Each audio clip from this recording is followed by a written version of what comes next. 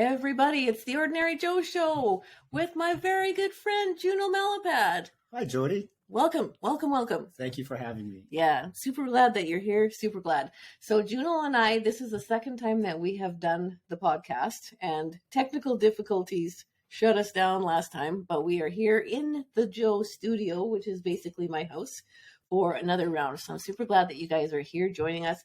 If you haven't met Junel, you have to meet him, and you got to check him out on Instagram and Facebook because, honestly, before we get started, I do have to tell you one thing. So when I decided that I wanted to do this podcast, and I called it the Ordinary Joe Show, I thought, okay, what is my show going to be about, and who am I going to interview?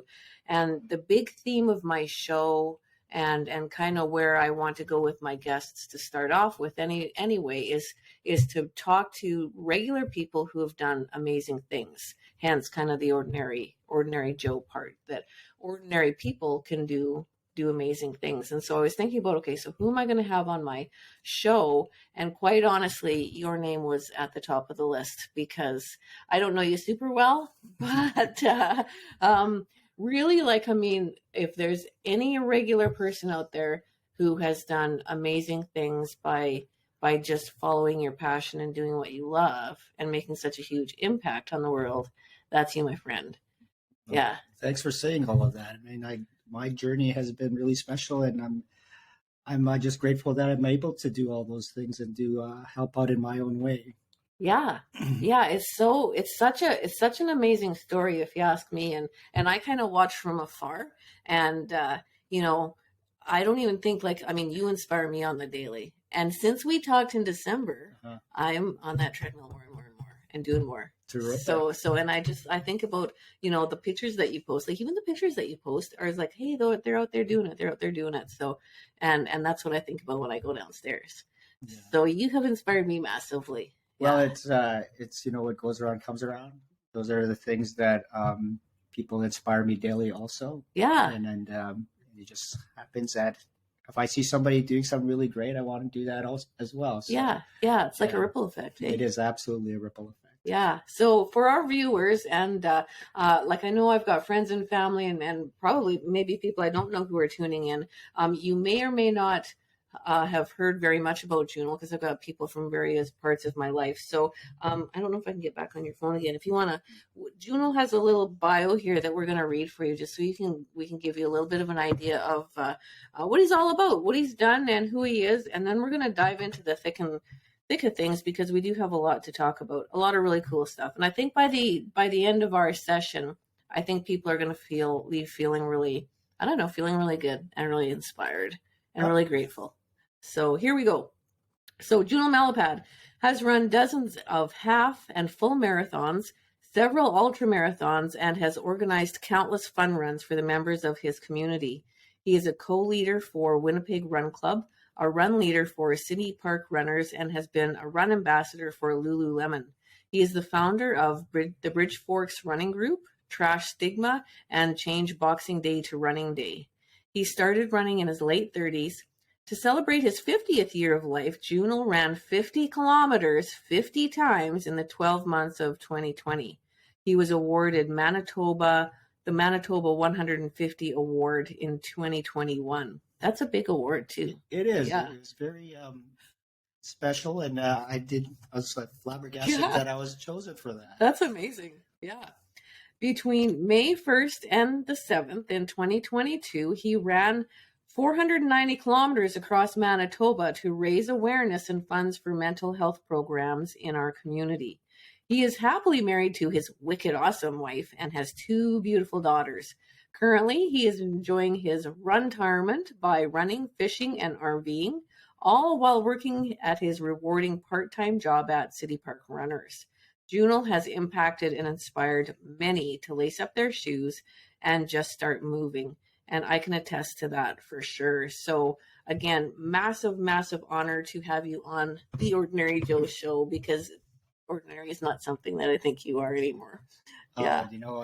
Being asked to be part of this is really special for me because it's the type of thing that it's very unexpected. I just go through life enjoying what I do and having have time with some friends that love what they do also, and to be asked to share the things that I've done in the past is I don't know, beside myself sometimes when I hear what I've done.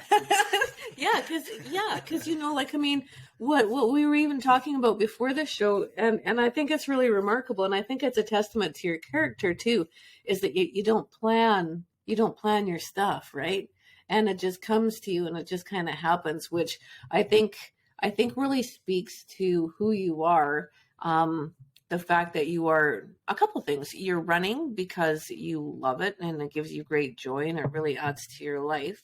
And also you're helping people in the community in the running programs and in your philanthropy, but you're not doing it for accolades or to promote yourself or to promote your business, but you're doing it for the right reasons. And it's just to connect with people and help people. Yeah. It's, so when I started running because of my health. Actually, my health is fine. It's just that my family and my mom, my dad, they have hereditary health issues. And so my doctor was my parents' doctor. So he made sure that I was going to live longer and all that stuff. So, yeah, so I had high cholesterol and I wanted to nip that in the bud. And the doctor said, well, you need to change your lifestyle, eat better and all this stuff. And, running. Okay, we could do that. Yeah. We could try eat a little better. Started running when I was 38. Didn't like it. It was very hard. Yeah. But I met some wonderful people along the way who made every run, every mile, every step special. Always look forward to meeting my friends. Getting together early in the morning or late in the night, whatever, just get out there. It's just something that really inspired me to keep moving. And so like after that journey, I'm here now. It's people remember that I run across Manitoba. That is just something that I didn't expect that I would do. For sure. But it's just how you go a little bit further. Yeah. You try out something else, and why not? Try to not capitalize it, but do something bigger and better and all that. So that's my plan. That's what happened. I love that. So you said that your doctor kind of gave you a talking to and you didn't like running at first. So what was tell me about pre-running Juno and your lifestyle and where you were at and kind of even that first bit getting started. And the reason I'm interested is that there might be people tuning into this who are at that stage right now or at the stage where they want to try running, but then they've gone out and it sucked. Yeah. And it's easy to quit, right? Yeah, absolutely. Yeah. So tell us about that part where you were and how you got a little bit farther in that. Sure. Yeah. So 38 years old. I was a caretaker for Winnipeg School Division number 1. Took care of schools, made sure it's clean and safe and good for the people in there to get their education. I worked evenings at a school called St. John's High School, and one of my coworkers, a good friend of mine, at lunchtime, he would go for a smoke break or whatever, and he would have like really good foods, like fried chicken and stuff like He's a Filipino like myself, and he would have all the great foods. So we talk about whatever happened today. So I told him that I went to go see my doctor, and he says, I have high cholesterol. I need to take the cholesterol medication. My friend said, no, you don't need to do that. Just run with me. So my friend, I didn't know he was a runner. He was 10 years older than myself. He's an insomniac, I guess. He had a hard time sleeping, and his name is Virgilio Galvez, a wonderful person. I call him Coach. And so Coach says, no, you just run with me, we'll go to Sidney Clausen and go to the park, and we'll do some laps and stuff like that. So, okay, well, I'll try it. And he said, on our next break, we'll try and run around the halls here. So run around the halls, and it was hard. It was hard to get, I was wheezing and hard to breathe. But then I, spent some more time with him. We went to Sidney Clausen Recreational Center, and walk in there. He knew practically everybody on the on the track there. He walked in and there was this energy. It was like he was saying hello to everybody, knew people's names, giving people high fives and things like that. And I thought, wow, this is a really great atmosphere. It's like, when I'm running by myself, I don't get that. Yeah. It's a struggle. Yeah. It's like things are hurting. My breathing is horrible, or I don't know, just uncomfortable. So having that atmosphere, having a friend like him guide me through some really great runs. So from then on, we did some more running at Cindy Clausen, ran outside a lot, spent a lot of miles here and there. And my sister from Calgary said, guys, you should run a half marathon, do a race. And I think it was 2009, the Winnipeg Police Services half marathon. So my sister came in from Calgary to run with us, and she left us in the dust because she was just fit, right? And she's from Calgary. The altitude's higher. Oh, fair, yeah. And all that stuff. But so she was an instigator of my running, and Vern is the catalyst of to keep moving, and then I met some other wonderful people. I learned that there were some groups in the city that were free to join, Winnipeg Run Club and November Project.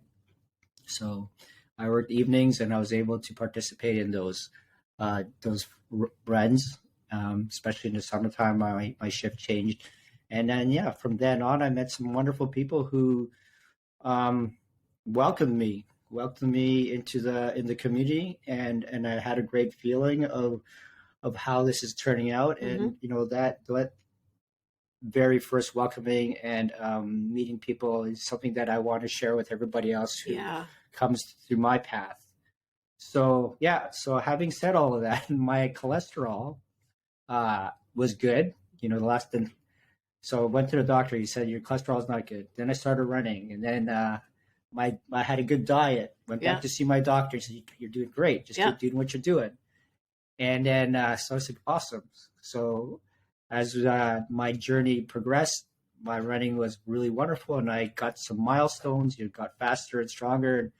But then I gave myself some rewards. Oh yeah, that's rewards, fair. Those rewards of donuts and pizza, and then there's this idea of I run. That means I can eat whatever I want. I've heard many runners say that. And it's like maybe it's true for some people, but it turns out it's not true for myself. Right. Because my body's a little bit different. It's a hereditary situation that it doesn't get rid of the cholesterol as well. Mm-hmm. So, for many years I did was able to keep the medication at bay. Mm-hmm. It was good for like about 10 years, actually. Oh, that's good. Yeah. And then, I'm 52 years old now, 53 this year. And the doctor said, you're doing great, but I just got another blood test, and it's not that good. Mm-hmm. Even though you're doing all these wonderful things, Junel, you're eating well, you know, you're running a lot, your cholesterol is still high. Mm-hmm. So he said, I suggest you maybe to take take a pill every second day. Mm-hmm. I said, okay, well, that's what I'm doing. I'm taking a pill every second day. Yeah, fair. And it's just like, I wear glasses, so I need my glasses to see, to have a good life. I'm going to need to take this pill, so that it's not a bad thing. It's a good preventative maintenance, and I want to live a long life. And fair. Hey, did I tell you I'm going to live to 100? Heck yeah. Yeah. Yeah. So I totally believe you. That's right. So, there's just some things that we have to do in life to make sure that we can live a long and happy life. And that's one of the things that I'm doing. Mm-hmm. Yeah, that's super cool. And so through your running journey, you've learned about the power of community. Mm-hmm. And it's interesting because you learn the power of community, what you can do physically for yourself, what you can accomplish in your own fitness and health. And you're also learning or showing, not even learning, but showing us the power of community, what you can do what kind of power that has in other areas of life, if that makes sense. Yeah. Yeah. So how did, I don't know, like if you want to talk to us a little bit about like a lot of people run, like I have a ton of running friends and they run and run and run, but what took you to the point where you wanted to pair your running with helping the community? Let's see. I think I started running when I was 38. And then when I turned 40, my dad had passed away already. I can't remember how many years before that. I was turning 40. That's it. I was at the lake. It was a spring morning, and I was thinking about my dad. His birthday was coming up in May. And, you're out. For some people, it's a spiritual thing to be out there. And especially if you're out at the lake, with the beautiful sky and just quietness and nature and all that stuff. So I was on a really nice, I guess, a spiritual run, feeling good. The day was progressing well. And then I was thinking about my father and how he died of cancer. Okay. And I was thinking, people would go through these things, the caregiver, people don't understand or not even know that Cancer Care Manitoba has like special programs or people to help them along the journey. Oh, okay. Right. So my dad was going through his journey, but me as a caregiver was going through my journey. For sure. And then also my brothers and sisters. So then I thought, I want to raise some money for Cancer Care Manitoba as I was running. I was thinking about this. And I was thinking about my father, and then I was getting emotional. So this is the interesting part of the story. As I was getting emotional, my phone rang. My phone rang. Yeah. So I stopped and I answered the phone, and there was a pause, like a weird pause, and I said hello, and it was my wife. She said, "Why did you call me?" And I said, I didn't call you, but I think it's a good time for us to talk because I was really feeling emotional. Yeah. It's like, I don't know, it pocket dialed my wife. And I needed to talk to her. You needed to talk to her about what I was doing. Yeah. And I just told her, when we get back to the city, I want to go to Cancer Care Manitoba and do this thing. I think I'm going to call it 4 hours for cancer. I think I already had one full marathon under my belt. So 4 hours for cancer, I went to Cancer Care Manitoba, and I said, this is what I'm going to do. I'm going to run 4 hours for cancer. I'm going to do loops in Kildonan Park, and it's going to do in conjunction with my birthday. And I'm going to ask people to donate. And it was a really great day at the park, running with my friends and family and some nieces and nephews running beside me. And then we raised over $3,000. That's amazing. Yeah. And then it was a great time. So that was my initial thing about raising money for something. And there was another thing after that. When I turned 45, I met somebody. His name is Edward Dahlstiller. Excuse me. And he was a fellow, is like 26 years old, running across Canada, pushing his stuff in a baby carriage.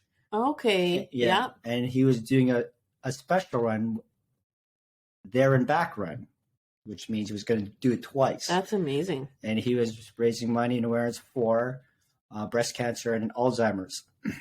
And as he was going through the bigger cities, he would do something extra special to drum up more so people could see what he's doing. So I think he was running 24 hours in Assiniboine Park. Yeah. And I was able to run with him overnight. It was a really great overnight run. I learned about why he was doing it and all his feels, and so that really got me thinking about something. My daughter came home one day because 2 students died by suicide. Okay. Yeah. So I thought, this Edward Dalsler, he's raising money for heart, for breast cancer and Alzheimer's. He's doing something really special with what he has, and I think I remember him talking about the ripple effect. He's doing something, and somebody else could see what he's done or doing, and the ripple, I guess, rippled to me. Yes. And I thought, I could help out Canadian Mental Health Association. At the time there was this program called Mile 5, Mental Illness Literacy Education 5 days. Mm-hmm. And I felt that, that program could use, more could be done more in schools. Mm-hmm. But of course, you need extra funding, resources, people to administer these things. And I thought, I could run for that. I was turning 45. Mm-hmm. So I thought, I'm going to run 45 kilometers up and down Garbage Hill. And 45 kilometers is 42 kilometers is a full marathon. Right. And so now I threw in Garbage Hill, which is here in Winnipeg, an old industrial garbage dump, Mm-hmm. which is now Westview Park. And it's basically running up and down this hill for as long as it took me to do that. That's I think amazing. it was so full marathon. It was 45. I think it was like 8 hours or something up and down there. And at the time there, I had like a core group of really wonderful friends that put up a little tent, and Canadian Mental Health Association made a website, and then we raised some money and awareness for that program. It was a really good thing. Really happy that I did that, because over the years, it was called Trash Stigma. Right. Yeah. So over the years on Garbage Hill, I've run 45 kilometers, 100 kilometers, 100 miles. All different 12 hours, 24 hours. A lot of kilometers up and down that hill with the support of my friends and family all around. And we raised, quite a bit of money, maybe about $50,000 for them. That's amazing. In the years. Yeah. So that's going to be coming up as well. That's right. June 23rd. June 23rd. Okay. There's going to be a little bit of a twist that I'm going to include some other organizations that have do some great things for people to help them with their mental health. I really love that. Yeah. Yeah. Yeah. And the money is one thing. Mm-hmm. Like funding and money for programs is a huge, huge thing. But what I really love about what you're doing, especially with mental health, is that you're bringing it to light in a positive grassroots way, where it's community members banding together to say you're not alone, and you're giving of yourself to help other people. And even for, like, we all have mental health issues at some point. We all experience trauma on some level. To know that there's a guy out there like you who's busting your ass, giving of yourselves and suffering and working to work for people who are just trying their level best to get out of bed that day. Just knowing that you're doing that is a huge, huge thing. Well, it's a lot of things that I do is because the organization and the people who work for those places, for me, are really doing the heavy lifting. Yeah. It really is quite a talent and a gift to be able to help people in that way. It is. And also pool the resources together. I mean, just to help one person, it's not like you put a Band-Aid on and that's it. Right. It's many people working together to find the resources and programs to move one person from one level to another level in this life. So having said all of that, I always say that I just doing what I love to do. Yeah. And I'm really happy that that I'm able to support and shine light on these organizations that are doing wonderful things. Yeah. I think maybe I'm just the vehicle. Somebody comes in to the car, and I'm driving them around, and I say, this place is doing some wonderful things. Yes. Talk to them and give them some education. Yeah. This person is doing some wonderful things, and I'm happy to educate myself and everybody else who wants to listen. Yes. That's really my thing. You know, I don't want to put information down people's throats or anything, right? It's up to you to decide. Right. And I'm happy to do that because, Yeah. you know, I'm learning quite a bit.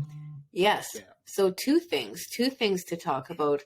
I think the first thing, and even with my little adventures with the things that I've done, I've run across people or heard, like, sometimes people want to help, but they don't know what to do. They don't know how to help, or maybe they think that they don't have the capacity to help.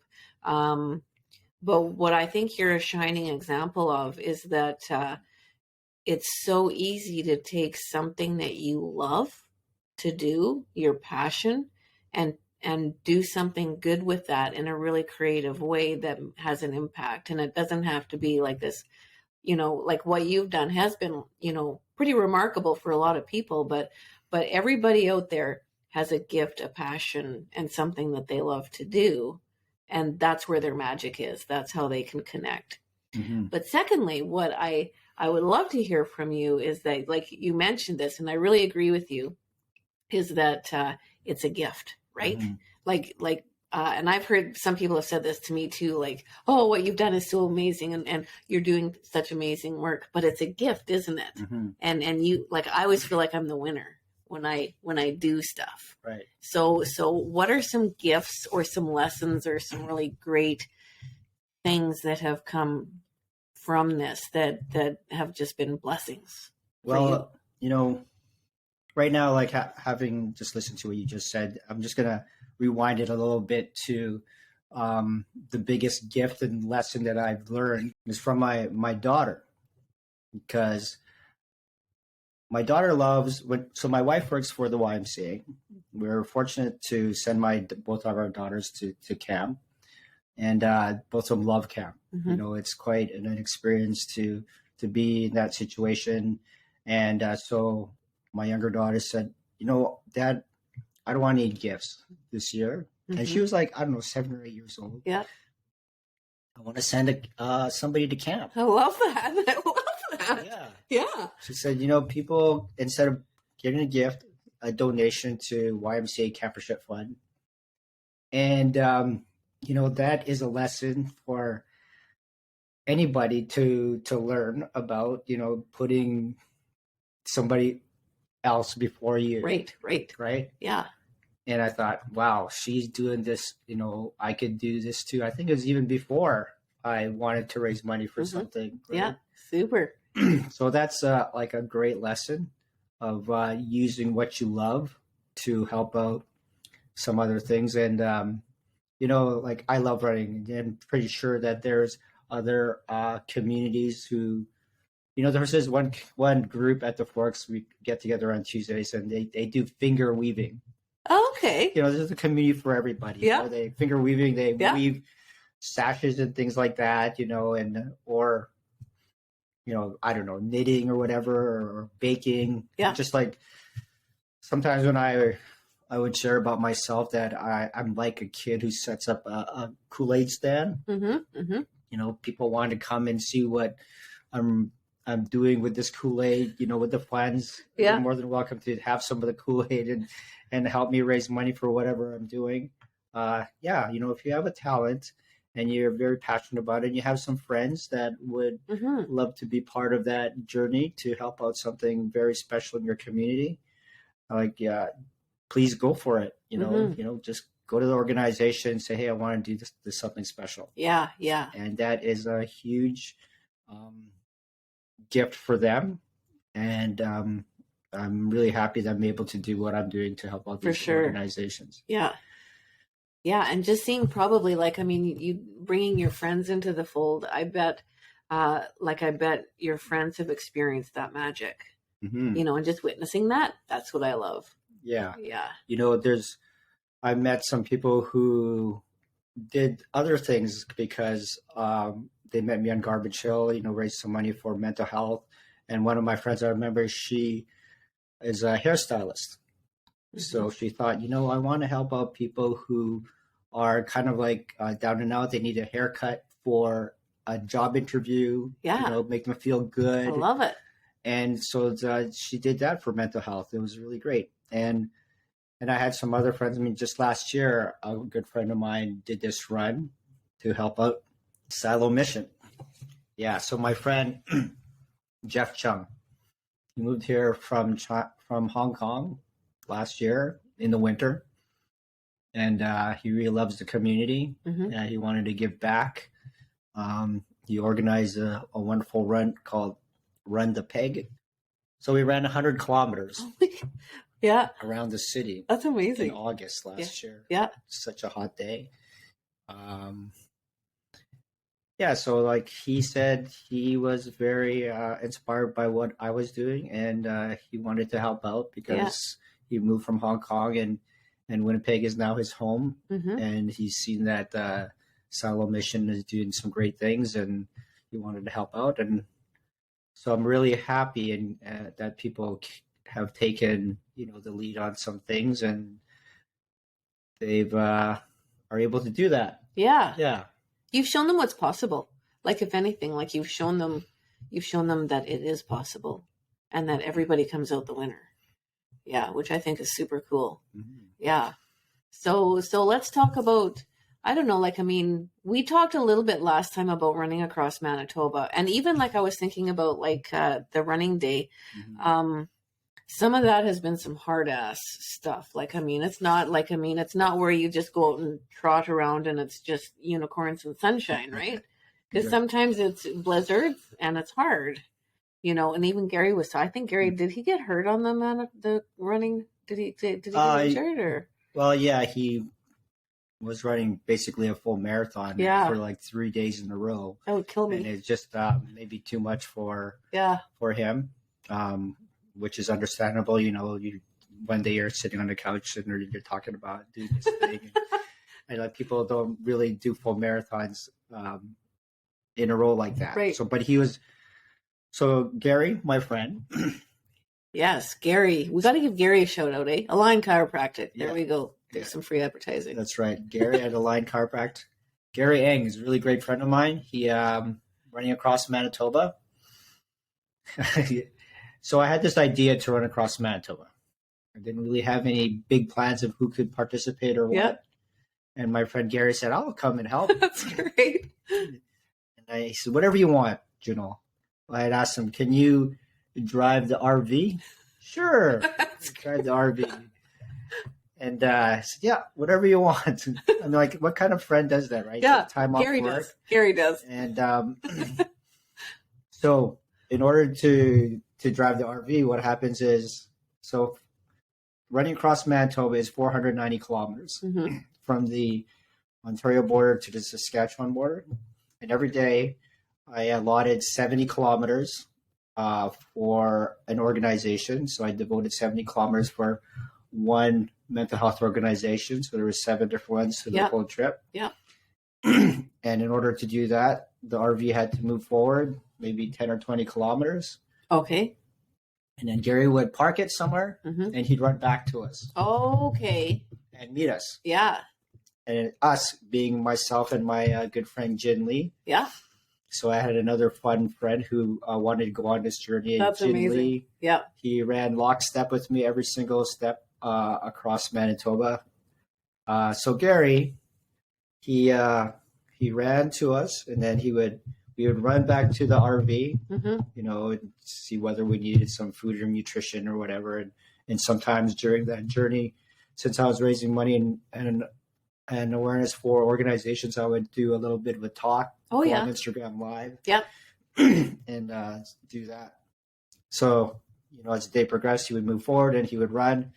So basically he was putting in some miles, on a full marathon every day. That's crazy. And then I guess it aggravated his shin or something. So it wasn't healthy for him, but he took care of himself, and not just himself though, he took care of us. Right. So Gary turned out to be the cook, the chief dishwasher. He bandaged us up, to keep us going. So it's a phenomenal effort for him to be there. Running across Manitoba was like the idea. The first part was not too bad. I had a good rhythm going. But I'm just excited to get to Winnipeg on the third day. Yeah. But after that, I left Winnipeg. It was for some reason that it settled in. I still have to keep running. Right. Yeah, I guess, eh? Yeah. And, we were heading into Portage la Prairie, the little town of Portage la Prairie, and doing really well. But then, for some reason, I don't know, wheels started coming off.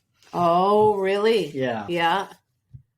So Gary had it all set up at this. Had my RV set up at the Tim Hortons parking lot, and told him the situation. So, that's okay. I'll do this to you. And yeah. He bandages up. Did some chiropractor wellness things, and he kept us going. Very grateful that he was on board to do that, because I would have did it anyways, but it'd been more painful. It would have been. I always tell him that he's Gary Potter because he's a wizard. Absolutely, he is. He's amazing. Yeah. So there's a couple other people I want to give a shout out to when I was running across Manitoba. Is my friend Chuck Halakis, and he was kind of like Johnny on the spot. He had his own converted Sprinter van, an ultra runner also. Okay. So he got into the mix, I think, halfway in. He kind of picked up where Gary left off with the running part. Yeah. Okay. Yeah, and it was just another dynamic, which was really wonderful. Great conversations. And then another friend, his name is Adam Moore, that participated also. He has his own van also. And so I think for after Winnipeg, we had a good group going. There was myself, Jin Lee, Gary, Adam, and Chuck. And, the plan was just for me to get to the other border. Right. And it was just wonderful. I mean, these guys, they're all ultra marathon runners, which means an ultra marathon is a distance over 50 kilometers. So all of them have some experience of that, and they know how it feels to do long distances, and they knew what I needed and the nutrition and all that stuff. Right. And they know the mental game too. Exactly. Yeah, for sure. Because I was going to ask you, that's the thing is that it's one thing to hear you go out and do it and see you on Instagram and see on the news and stuff, and it's rainbows and sunshine. But I'd let's talk about what gets you through when it gets really hard. Because out past Brandon and it's the weather's crappy and you're tired and sore, what carries you through? Well, my journey is short distances, and it gets more and more and more progressing, and then I get some experiences along the way that is very tough. Yep. And so I know what to expect when I get to 50 kilometers, 60 kilometers, 70 kilometers. I actually have this thing that I say I have a 100-kilometer knee. Oh, that's great. You're kind of like the Bionic Man. Yeah. So it usually bothers me at 100 kilometers. And there's some feels too, your feet hurt. Yeah. Your feet hurt. And there comes to a point when the feeling in your feet, it hurts, but it doesn't get any worse than that. Oh, okay. You have to make friends with those feelings. Right. Because they're just going to be with you. So, right. You have a friend who's kind of like a pain in the butt. Yeah. He still has to come with you. Just to embrace it. That's right. Yeah. So it helps to embrace those feels. So at 30 kilometers, usually for me, whatever I feel at 30 kilometers is what I feel at 100 kilometers. Okay. So then I know already how, what to expect. That's the biggest thing, to know what to expect. And then to know how to react and know how to adapt. And, just the experiences that I had before with other races and the weather and the clothes and the biggest reason also, the biggest helper is the reason why. Yes. That's right. Anybody could probably lift a car up if the reason why was so important, right? When I do these things, there's always a reason why. I'm raising money for something very special that is in my heart at that moment. So running across Manitoba wasn't just for me, but it's for these For organizations. sure. Yeah, it's bigger than yourself. Yeah, and where am I going with that? But that is a big contribution to that. But there's 4 words that I'm just gonna. It's on my phone. I love it. 4 words that help me adapt to hard stuff, doing hard stuff, and I'm just gonna find it here. I should just know that, but That's okay. 4 magic words. So somebody asked me about that. How do you do hard stuff? Yeah. Right. So there's some things. 4 magic words: attitude, gratitude, perseverance, and appreciate. I love that. So first of all, when you go into something, you have to check your attitude, right? Check your attitude. Always check your thoughts before your task. Do not let negative thoughts take over. You're sabotaging yourself when you doubt your abilities. Go into the challenge knowing you will have a good outcome. So that attitude portion is like life, right? You could use that with anything. You can go do a PowerPoint or something, right? You need to check your attitude.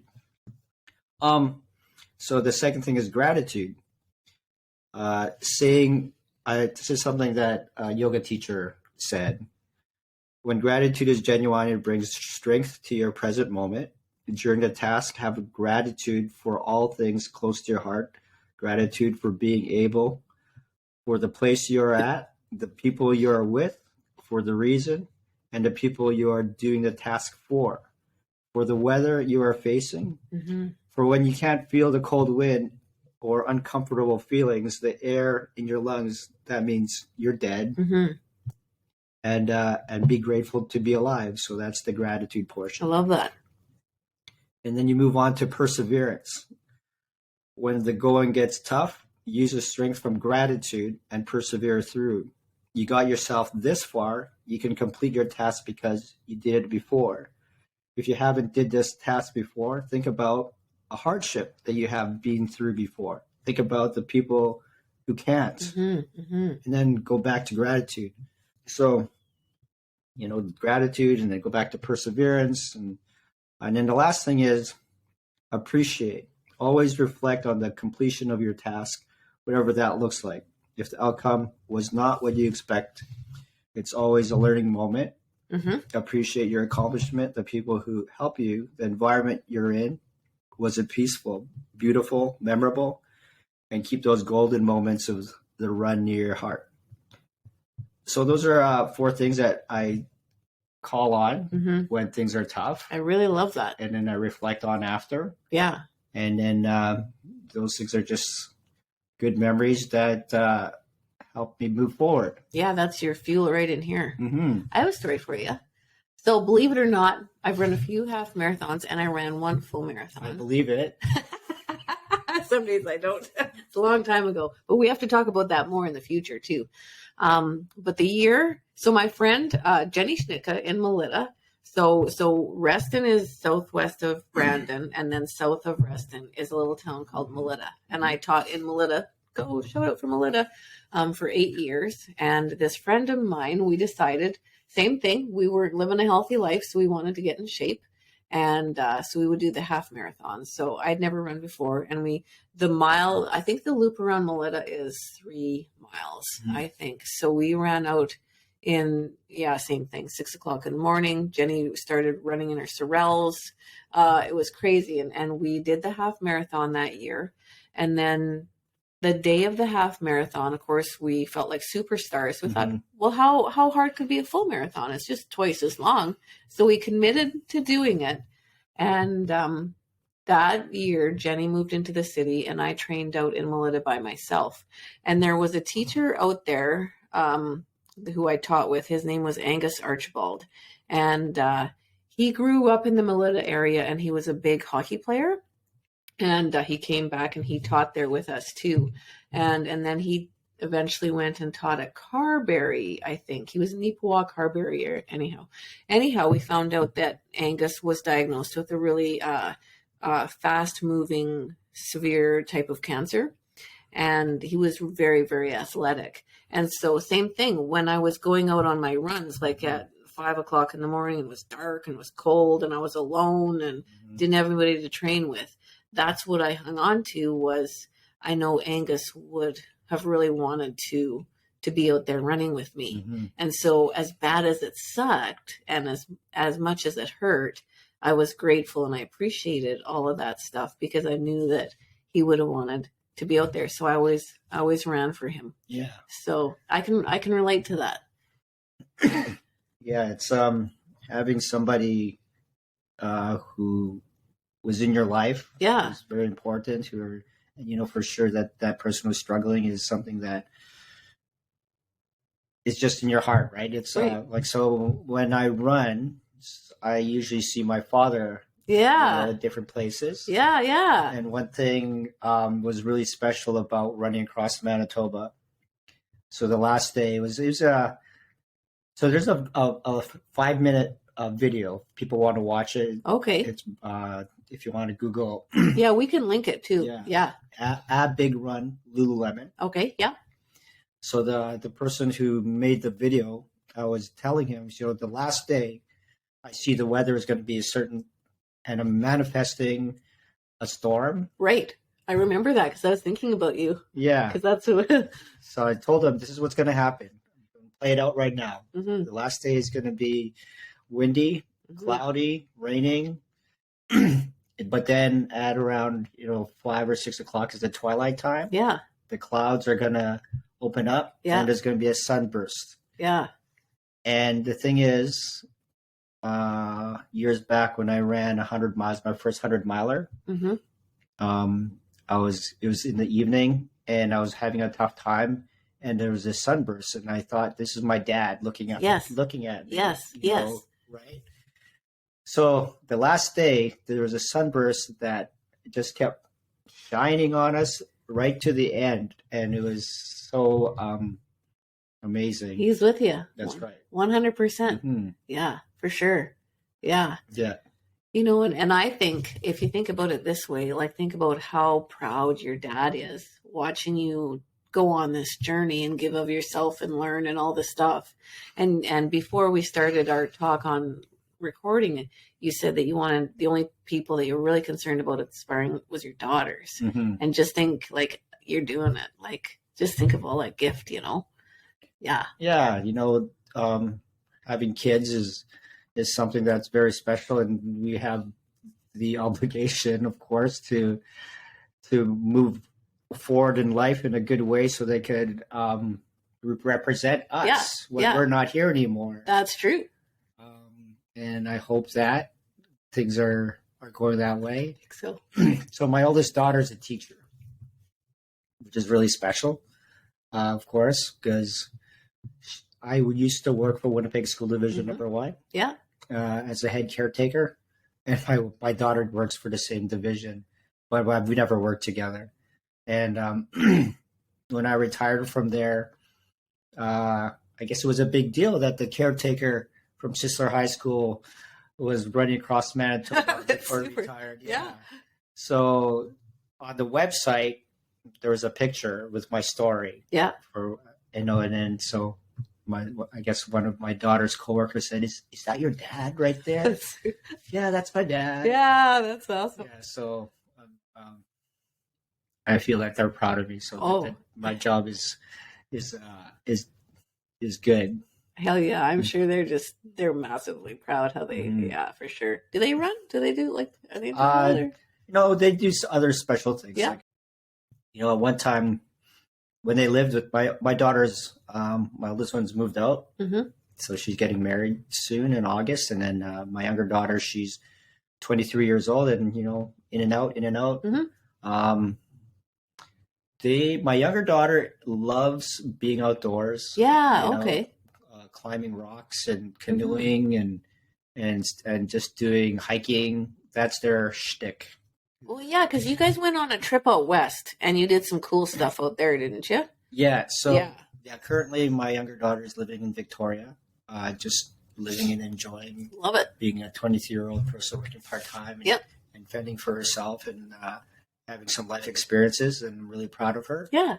But before that, last summer, she worked for the YMCA, co-led a 6-week canoe trip, 715 kilometers. That's awesome. Yeah. Good for her. From Ontario to Lake Winnipeg. Yeah. And she co-led, there was, I think, 8 young people, young women. Yeah.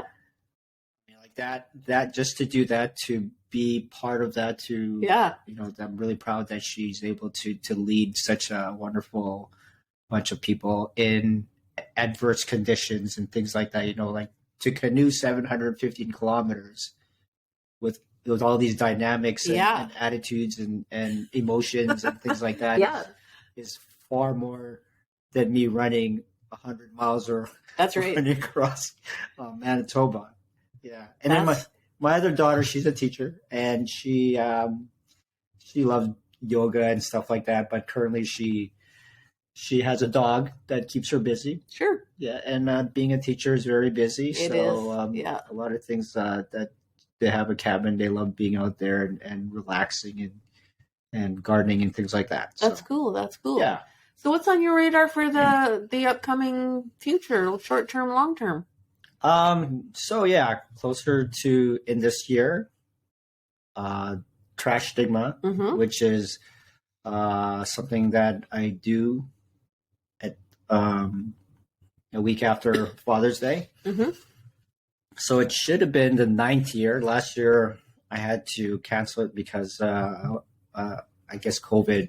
I was sick. Right. Okay. Yeah. Yeah. So what that is I do some mileage up and down Garbage Hill and I raise awareness for mental health programs and things like that. So that's coming up. So it'll be Friday, June 23rd. Okay. I'll be running 12 hours. Yeah. Okay. Up and down Garbage Hill, and I'm just inviting people to join me. There'll be some education on some organizations there. Great. And if people want to donate to those things that call to them, please do. Yeah. So there at previous years we've had like 150 people just showing up and having a good day. That's great. Running, Yeah. One time I ran 30 hours, 100 miles up and down that hill. Yeah. And this one is just the most memorable because it was, summer, it's hot, humid, and there was a lightning storm. Oh, yeah. Okay. Yeah, lightning storm. So everything was going well until a big bolt of lightning went down very close to us. So we had to hunker down overnight until the storm passed. That's insane. Yeah. But then I was still able to do it. It was a great day. We raised quite a bit of money. Okay. Yeah, so Trash Stigma is June 23rd, but before that I have a 50-kilometer trail race. It's called Suffer the Centennial. Okay. It's at in the White Shell. There's a trail called the Centennial Trail. Okay, yeah. Yeah, so that's June 10th. And there's a fun 15-kilometer race at Lester Beach through the trails of Grand Beach, and that's called Grand Sands. Oh, it's cool. a great little fun community. We're going to run some trails and then finish off jumping into Lake Winnipeg. Awesome. It's always special to do that. Yeah. And then I might do fire paramedics race, the WFPS in October. But before that, there's another 50-kilometer ultra marathon in Brandon called the Race the North Face. And okay. There's a place called Brandon Hills. Yeah, okay. Yeah, so that's another race that I'm doing. And then October is I'm registered to race the Chicago Full Marathon. Oh, awesome. Good for you. Yeah, so Chicago Full Marathon is one of the marathon majors. So I've never done a marathon major before, so this is going to be really a special trip. Just to be part of that huge amount of people doing something that we love, and the energy is going to be phenomenal. And what's even really great is there's about 30 Winnipeggers Oh, okay. participating. So it's going to be a good contingent, is that what I say? Yeah, I think so. Of, of marathon running friends. So that's going to be a great time. And then, winter comes around and I'll be running again. Running day. I love it. Yeah. Yeah, always running. Yeah, throw in some other fun 50-kilometer runs here and there. That's great. Yeah, that's what's going on. That's super. I'm just proud I can get on the treadmill a little bit. But like I said to you before, and I have to say it on camera, of course, is that, we talked in December. I do a lot of weight training. Like, that's kind of my shtick. That's good. But I want to get more into the running and the cardio. And my cardio sucks really badly. So it's taking me a long time to get back into it. Mm-hmm. But I'm not giving up. Yeah, don't give up. What you have with the weight training is something I need to do. We should join forces. We should. Yeah. Maybe our next podcast will be downstairs and we'll do some deadlifts and stuff. That's right. Yeah. Because I need more durability in my life. I mean, cross training and exercising and making things stronger it would be beneficial for me. That's what I understand. Yeah, it's like, I need to quit my job just so I can train, I think. Yeah, maybe that's the goal. Yeah, excellent. So any words of wisdom, any parting words of wisdom for, let's say, we can do categories, you pick what you want to say, but for anybody who wants to get into running, who is just starting out with their fitness journey, because I think, like, you and I are very passionate about that, like in our own way, but there are lots of people who maybe feel like they're too old or they can't do it. So any words of wisdom on that end, or words of wisdom for people who want to make a difference, who want to help out, but just don't know where to start? Sure. Yeah. So, my run journey started with just seeing, learning about where I could run. The best thing you could do is find a buddy, for sure. You can find a buddy who can motivate you, and you know what? I could be the buddy. Yes, that's right. So I lead 3 run groups in the city. So there's Tuesday, Bridge Forks Running. Saturday is Winnipeg Run Club, and Thursday is City Park Runners. Yeah. Those places are full of good run buddies. But if it takes a little bit of courage, of course, to even go and see what that's all about. It does. Yeah, and that's perfectly fine. Just if you want to see what it's about, maybe just hang out at the edges a little bit and just inquire. And that's really helpful. So that would be like the opening of something special in a person's life. Finding a friend that would participate. If you have a family member who could keep you accountable, would help you in the run journey. And like I said, I'm more than happy to be the run buddy. I love it. Reach out to me on Instagram or Facebook, or come visit me at City Park Runners. We'll talk about where we could start. So basically that's how I started. That's excellent. And then if you want to raise money or something for an organization that you're passionate about, please do. It's if you have something that you have a gift, a talent, or a means of getting people together. I know, like yourself, right, Jordy? You put together a nice yoga event. Yeah, that's right. Yeah, that is so special to put together. We just go to the organization that you want to raise money for and say, hey, I want to do something. And then see if you can find some friends who would like to help out. And it doesn't have to be,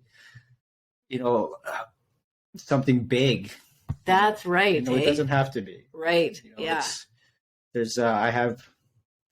was a time when I thought, wow, these people who put races together, it's quite amazing how they could be a race director and put people, in the same mind frame and have meetings and all of that. And the timing. But honestly, I can't do that. That's a pile of work. It's a lot of work. Yeah. And if you have the talent and the gumption and the time to do all those things, that's super duper. And as all things, big events means more people. And if you could get those people together, like, more power to you to do that. But my thing is, like you said, the word grassroots. Yes. And I like it. Yeah, because you're just doing your thing, you're spreading the word, and people are just joining forces, which I really love. Yeah. So a lot of things that I do is I say, hey, I'm raising money. I'm running 100 kilometers this time for X organization, and what happens is I go to X organization, they make a website, they make a donation page, and they help promote it. And, it's legitimate. That's super cool. No money comes to me, it just goes right to the organization. And then when it's time for the event, people just participate. It's and it's up to them to do whatever they want, but it's a great thing to have, just to get together for one common cause. Yeah. Community. Mm-hmm. Maybe we should collaborate on something sometime. What do you think? Yeah, I think we should. That's why I had him here the whole time, was to ask him that question. No, I'm kidding. Of course. Yeah. This is our journey together, Jody. Yeah. Yeah. And, I'm more than happy to collaborate or to help out to see what we can do in the future.